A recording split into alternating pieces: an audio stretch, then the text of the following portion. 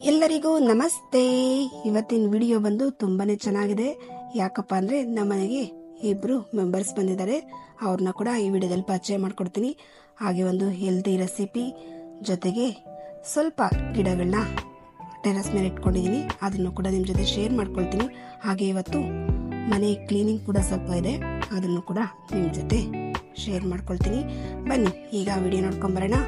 ಇಲ್ಲಿ ಫಸ್ಟ್ಗೆ ನಾನು ಐರನ್ದು ಒಂದು ತವಾ ತರಿಸಿದೀನಿ. ಅದನ್ನ ಹೇಗೆ ಸೀಸನಿಂಗ್ ಮಾಡ್ತೀನಿ ಅಂತ ತೋರಿಸ್ತೀನಿ. ಇದು ಹೊಸದು, ಇಲ್ಲೇ ಮನೆ ಹತ್ರ ಬಿಗ್ ಮಾರ್ಕೆಟ್ ಅಲ್ಲಿ ತಗೊಂಡೆ. ಇದು ಬಂದ್ಬಿಟ್ಟು 650 ಇತ್ತು, ನನಗೆ 500ಗೆ ಸಿಕ್ತು. ಚೆನ್ನಾಗಿದೆ. ಇದು ಬಂದ್ಬಿಟ್ಟು ಚಪಾತಿ ಅಥವಾ ರೊಟ್ಟಿಗೆ, ಹಾಗೆ ದೋಸೆಗೂ ಒಂದು ತಗೊಂಡಿದ್ದೆ. ಅದನ್ನ ಆಲ್ರೆಡಿ ವಿಡಿಯೋ ಮಾಡಿ ಹಾಕಿದೀನಿ. ಇದನ್ನ ಹಾಕಿರ್ಲಿಲ್ಲ, ಆದ್ರಿಂದ ಇದನ್ನ ಕೂಡ ಈ ವಿಡಿಯೋದಲ್ಲಿ ಆಡ್ ಮಾಡಿದೀನಿ. ಈ ರೀತಿ ಹೊಸ ಪಾತ್ರೆಗಳಿಗೆ ಸ್ಟಿಕ್ಕರ್ಸ್ ಇರುತ್ತಲ್ಲ, ಬಿಸಿ ಮಾಡಿ ತೆಗೆದ್ರೆ ಯಾವ ಪಾತ್ರೆಗಾಗ್ಲಿ ಸ್ಟಿಕ್ಕರ್ಸ್ ನ ಈಸಿಯಾಗಿ ತೆಗಿಬಹುದು. ಇದು ಒಂದು ಟಿಪ್ಪು.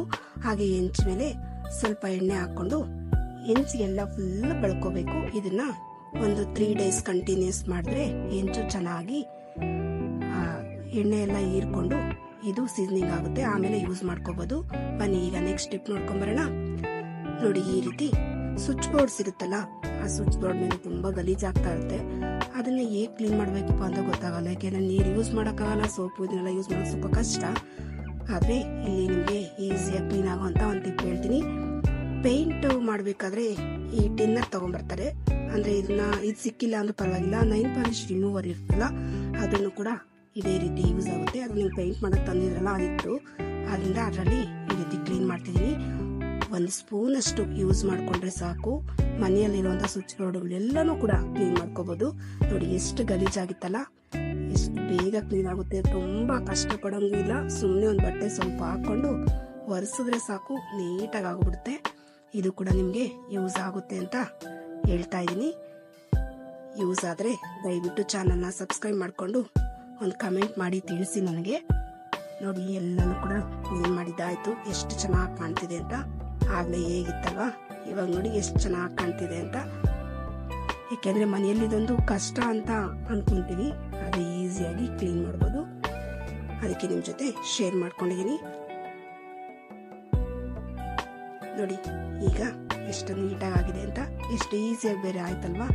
ಹಾಗೆ ನೆಕ್ಸ್ಟ್ ನಾನು ಸಂಪು ಬೇಕಾದ್ರೆ ಸ್ವಲ್ಪ ಕ್ಲೀನ್ ಮಾಡ್ಬೇಕಿತ್ತು, ಅದನ್ನು ಕೂಡ ಕ್ಲೀನ್ ಮಾಡಿದೆ.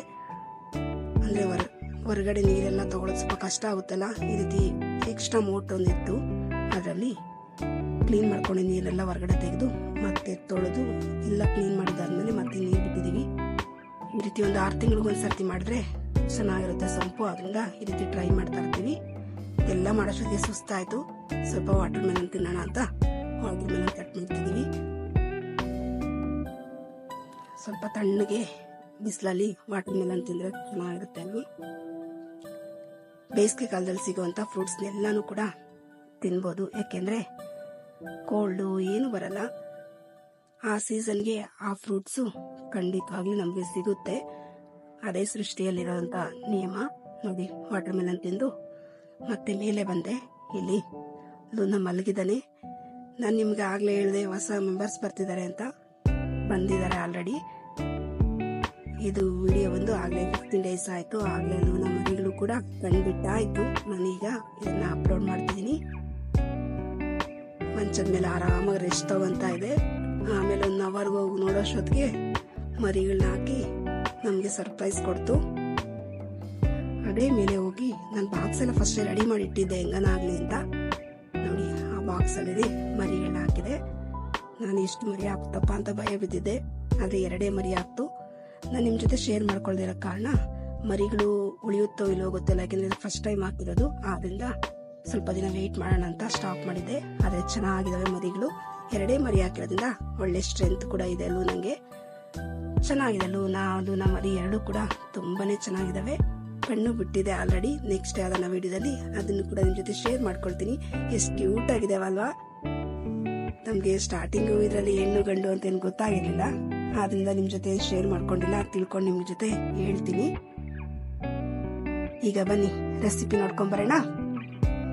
ಇವತ್ತು ನಾನು ಹೆಲ್ತಿಯಾಗಿ ಇರ್ಲಿ ಅಂತ ಹೇಳ್ಬಿಟ್ಟು ನೈಟ್ ಡಿನ್ನರ್ಗೆ ರಾಗಿ ದೋಸೆ ಮತ್ತೆ ಕಾಯಿ ಚಟ್ನಿ ಮಾಡ್ತಾ ಇದ್ದೀನಿ. ನಾನಿಲ್ಲಿ 1-2 ಕಪ್ ಅಷ್ಟು ರಾಗಿ ಹಿಟ್ಟು ತಗೊಂಡಿದ್ದೀನಿ.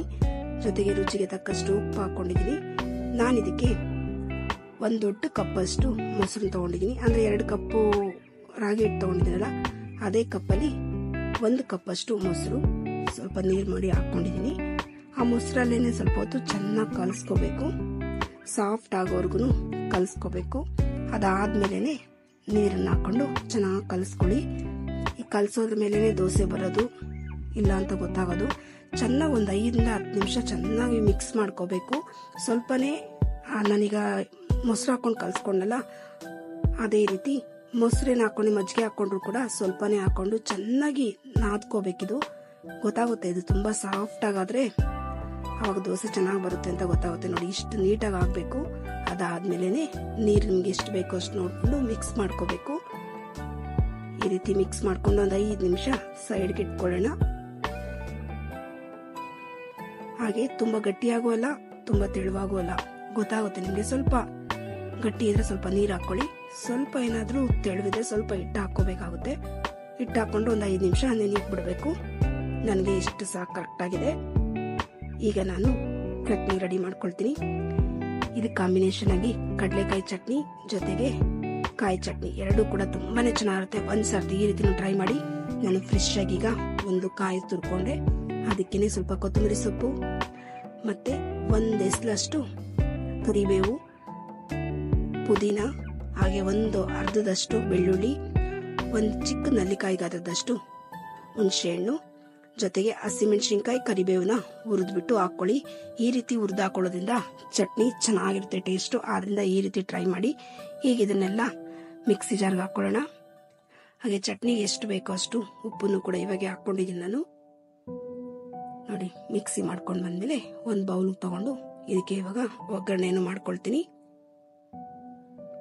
ಕಾಯಿ ಚಟ್ನಿ ಅಂತ ತುಂಬಾನೇ ಚೆನ್ನಾಗಿತ್ತು. ಒಂದ್ಸಲ ನೀವು ಕೂಡ ಟ್ರೈ ಮಾಡಿ. ನಾನಿಲ್ಲಿ ಒಗ್ಗರಣೆಗೆ 1 ಸ್ಪೂನ್ ಅಷ್ಟು ಎಣ್ಣೆ, ಸಾಸಿವೆ, ಜೀರಿಗೆ, ಇಂಗು, ಕರಿಬೇವು ಇಷ್ಟು ಮಾತ್ರ ಹಾಕೊಂತೀನಿ. ಇಷ್ಟು ಹಾಕೊಂಡ್ರೆ ಸಾಕು, ಚಟ್ನಿಗೆ ಒಳ್ಳೆ ಫ್ಲೇವರ್ ಕೊಡುತ್ತೆ ಇದು. ಇದೆಲ್ಲ ಹಾಕೊಂಡು ಚೆನ್ನಾಗಿ ಒಂದ್ಸರ್ತಿ ಮಿಕ್ಸ್ ಮಾಡ್ಕೊಳ್ಳೋಣ. ಇದು ರಾಗಿ ರೊಟ್ಟಿ ಜೊತೆನೂ ಅಷ್ಟೇ ತುಂಬಾ ಚೆನ್ನಾಗಿರುತ್ತೆ. ಅಕ್ಕಿ ರೊಟ್ಟಿ, ಅಕ್ಕಿ ದೋಸೆ ಯಾವುದಕ್ಕಾದ್ರೂ ಸರಿ ಈ ರೀತಿ ಬೇಗ ಆಗೋವಂಗೆ ಚಟ್ನಿ ಮಾಡ್ಕೊಳ್ಳಿ, ಒಳ್ಳೆ ಟೇಸ್ಟ್ ಕೊಡುತ್ತೆ. ಫ್ರೆಶ್ ಆಗಿ ಕಾಯಿ ತುರಿದು ಹಾಕೊಂಡ್ರೆ ಕಾಯಿ ಚಟ್ನಿಗೆ ಒಳ್ಳೆ ಟೇಸ್ಟ್ ಅಂತಾನೆ ಹೇಳ್ಬೋದು. ಬನ್ನಿ ಈಗ ದೋಸೆ ಮಾಡ್ಕೊಳ್ಳೋಣ. ನಾನಿಲ್ಲಿ ಕಬ್ಬಣದ್ದು ಹೆಂಚಿಕೊಂಡಿದ್ದೀನಿ. ಈ ಹೆಂಚ್ ಬಗ್ಗೆ ನಾನು ಆಲ್ರೆಡಿ ವಿಡಿಯೋ ಮಾಡಿ ತೋರಿಸಿದೀನಿ. ನೀವೇನಾದ್ರು ನೋಡಿಲ್ಲ ಅಂದ್ರೆ ಒಂದ್ಸರ್ತಿ ನೋಡ್ಕೊಳ್ಳಿ, ಇದನ್ನ ಹೇಗೆ ಸೀಸನಿಂಗ್ ಮಾಡ್ಕೊಂಡೆ ಅಂತ.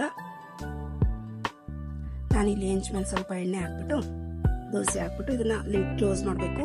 ಈ ರೀತಿ ಇನ್ಸ್ಟೆಂಟ್ ಆಗಿ ಏನೇ ದೋಸೆ ಮಾಡಿದ್ರು ಲಿಡ್ ಕ್ಲೋಸ್ ಮಾಡಿದ್ರೇನೆ ದೋಸೆ ನೀಟಾಗಿ ಬರೋದು. ಅಕ್ಕಿ ದೋಸೆ ಆಗ್ಲಿ ಅಥವಾ ರಾಗಿದಾಗ್ಲಿ ಗೋಧಿದಾಗ್ಲಿ ಯಾವುದೇ ಮಾಡಿದ್ರು ಕೂಡ ಈ ತರ ಲಿಡ್ ಕ್ಲೋಸ್ ಮಾಡ್ಕೋಬೇಕು. ಹಾಗೆ ಸ್ವಲ್ಪ ಬೆಂದ ಮೇಲೆ ಈಗ ಲಿಡ್ ಓಪನ್ ಮಾಡಿ ಸ್ವಲ್ಪ ಎಣ್ಣೆ ಹಾಕಿ ಈ ದೋಸೆನ ತೆಕ್ಕೊಳ್ಳೋಣ. ಈಸಿಯಾಗಿ ಬರುತ್ತೆ.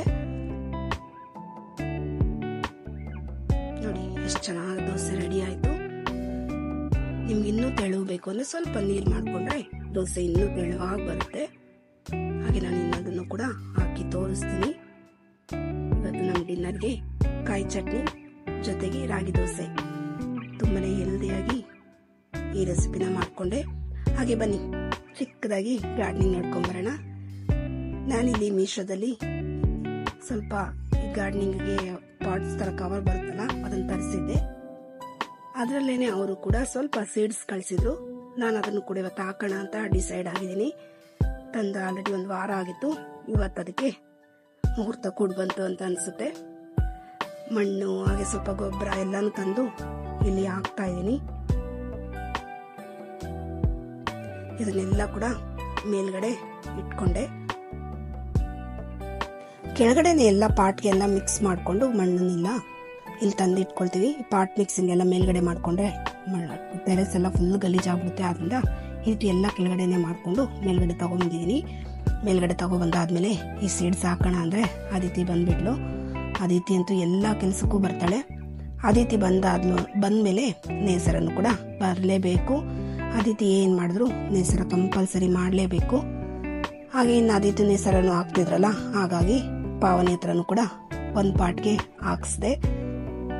3 ಜನ ಮಕ್ಕಳು, ನಾನು, ಹಸ್ಬೆಂಡು ಎಲ್ಲರೂ ಕೂಡ ಈ ಪಾಟ್ಗಳನ್ನ ರೆಡಿ ಮಾಡಿದ್ವಿ. ನೋಡಿ ಇಲ್ಲಿ ನೇಸರನ್ನು ಹಾಕ್ತಿದ್ದಾಳೆ. ನೇಸರ ಎಲ್ಲ ಒಂದೇ ಹತ್ರ ಹಾಕ್ಬಿಟ್ಲು. ಆಮೇಲೆ ನಾನೆಲ್ಲ ತೆಗೆದು ಮತ್ತೆ ಬೇರೆ ಎಲ್ಲ ಚೇಂಜ್ ಮಾಡಿಕೊಂಡೆ. ಲಾಸ್ಟಲ್ಲಿ ಮತ್ತೆ ಅದಿತಿ ಬಂದು ಕೊರಿಯಂಡರ್ದು ಸೀಡ್ಸ್ ಎಲ್ಲ ಹಾಕಿದ್ಲು. ನೋಡಿ ಇಲ್ಲೆಲ್ಲ ಪಾಟುಗಳನ್ನ ಇಟ್ಟು ಇದಕ್ಕೀಗ ನೀರನ್ನ ಹಾಕ್ತೀನಿ. ನೀರನ್ನ ಮಕ್ಕಳು ಕೊಟ್ಟರೆ ಎಲ್ಲ ಒಂದೇ ಹತ್ರ ಸುರಿತಾರೆ ಅಂತ ನಾನೇ ಹಾಕ್ಕೊಂಡೆ. ಹಾಗೆ ನಿಮ್ಗೇನಾದರೂ ಈ ವಿಡಿಯೋ ಇಷ್ಟ ಆದರೆ ದಯವಿಟ್ಟು ಚಾನಲ್ನ ಸಬ್ಸ್ಕ್ರೈಬ್ ಮಾಡ್ಕೊಳ್ಳಿ. ಲೈಕ್, ಶೇರ್, ಕಮೆಂಟ್ ಮಾಡೋದನ್ನ ದಯವಿಟ್ಟು ಮರಿಬೇಡಿ. ಇನ್ನು ಯಾವ ಥರ ವಿಡಿಯೋಗಳು ಬೇಕು ಅಂತಲೂ ಕೂಡ ಕಮೆಂಟ್ ಸೆಕ್ಷನಲ್ಲಿ ಕಮೆಂಟ್ ಮಾಡಿ.